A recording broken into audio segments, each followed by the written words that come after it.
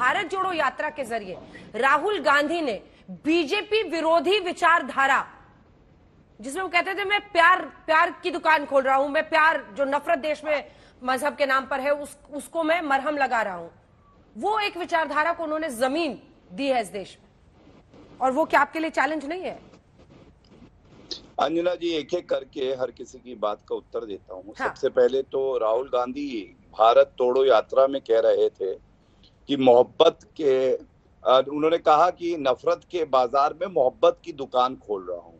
और उसके बाद पवन खेड़ा ने जो बयान दिया अमर्यादित प्रधानमंत्री जी के स्वर्गीय पिताजी पे, तो वो साफ हो जाता है कि क्या कहना चाह रहे थे। वो मोहब्बत के बाजार में नफरत की दुकान खोल रहे हैं। और मैं आपको बताता हूं, कांग्रेस पार्टी दूरबीन से भी दिखाई नहीं देगी। ये बात अमित शाह जी ने क्यों कही?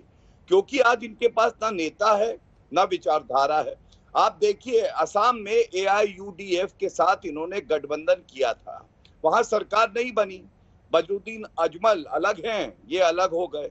पश्चिम बंगाल में क्या हुआ? लेफ्ट के साथ गठबंधन किया, सीटें कितनी आई अंजना जी? वहां पे 0 आई, 0 मिला। और उसके बाद अब जो है एक दूसरे के खिलाफ चुनाव लड़ रहे हैं। ये इसलिए होता है क्योंकि कांग्रेस पार्टी आज अपनी खुद की भूमि ढूंढ रही है। जो पार्टी कभी भारत की सबसे बड़ी पार्टी होती थी और दूसरों को टिकट देती थी बता के, आज वो भीख का कटोरा लेके जा रही है कि मेरे साथ गठबंधन करोगे। उत्तर प्रदेश आ जाते हैं, विधानसभा चुनाव से पहले कांग्रेस पार्टी चाहती थी कि सपा से गठबंधन हो, लेकिन सपा ने कहा कि हम गठबंधन नहीं करेंगे। तो ये क्या दर्शाता है कि किसी का भी विश्वास आज कांग्रेस पार्टी में नहीं है।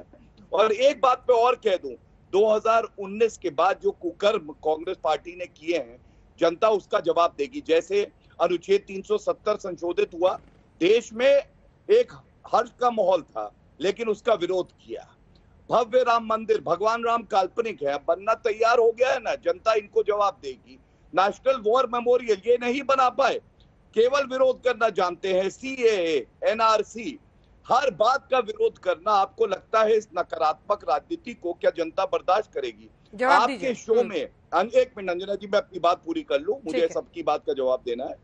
आपके शो पे अभी क्या हुआ देखिए, टीएमसी की प्रवक्ता ने खरी खोटी कांग्रेस को सुना दी। क्यों सुना दी? क्योंकि इनपे कोई तालमेल नहीं है। ये बिना तालमेल के गठबंधन बन नहीं सकता है।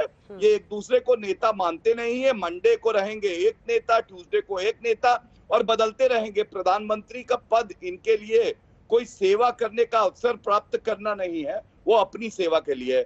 सपा पे एक बात जरूर कहना चाहूंगा, सपा तो वो पार्टी है, आप याद करिए पिछले लोकसभा में ये मायावती के साथ आए थे और मायावती ने कहा था कि सपा गुंडों की पार्टी है, इन्होंने कहा था बसपा महाभ्रष्टाचारी है। दोनों मिल गए, सीटें आई 15। इस बार तो बसपा इनके साथ गठबंधन नहीं कर रही, अभी जो वक्तव्य आ रहे हैं। ठीक है, सोचिए क्या आएगा, अंडा 0 आएगा, क्योंकि इनके पास फिर से कोई जमीन नहीं है।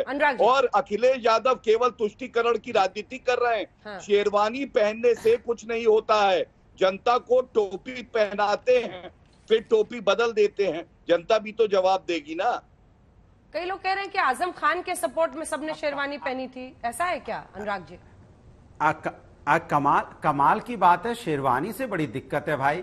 अब तो कपड़ों पे भी चर्चा होने लगी है। कल कोई सदरी पहन के जाएगा तो उस पे भी चर्चा होने लग जाएगी। कल कोई पाजामा कुर्ता पहन के जाएगा, कहेगा आपने पाजामा कुर्ता कैसे पहन लिया है, तो आपको तो यहाँ सफारी सूट पहन के आना चाहिए था।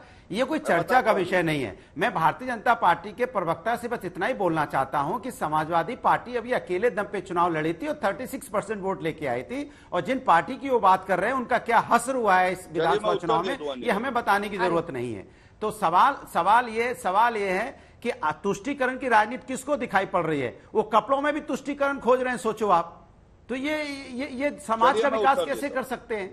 जिनको कपड़ों में तुष्टीकरण नजर आने लग जाए, जिनको रंगों में तुष्टीकरण नजर आने लग जाए, जिनको भाषा में भी कल हो सकता है तुष्टीकरण नजर आने लग जाए, तो भाई वो हमारे हिंदुस्तान जो इतना सतरंगी तरह का हिंदुस्तान है, जहां पे विभिन्न भाषाओं के, विभिन्न धर्मों के लोग रहते हैं, तो फिर हिंदुस्तान को एक करने की बात कैसे होगी जब हर चीज में तुष्टीकरण दिखाई पड़ेगा? हम तो कहते हैं आप विकास की बात क्यों नहीं करते?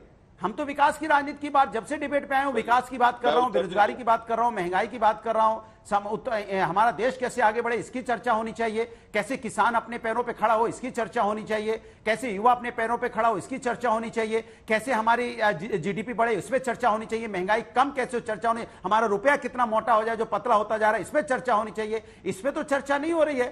चर्चा किसने क्या कपड़े पहन लिए इस पर चर्चा हो रही है। कमाल की बात है अंजना जी, क्या हो गया मेरे देश को कि चर्चा कपड़ों पे होने लगी है। कल इस बात पे चर्चा हो जाएगी कि भाई आप भदौरिया कपड़ों पे उत्तर साहब, देना अरे 10 बातों पर चर्चा हो रही है, 10 बातें बोली जा रही हैं। आज चूंकि सबने एक साथ पहन के काली शेरवानी एक स्टेटस सिंबल बनाने की कोशिश की, उस पर चर्चा, कोई बुराई नहीं है।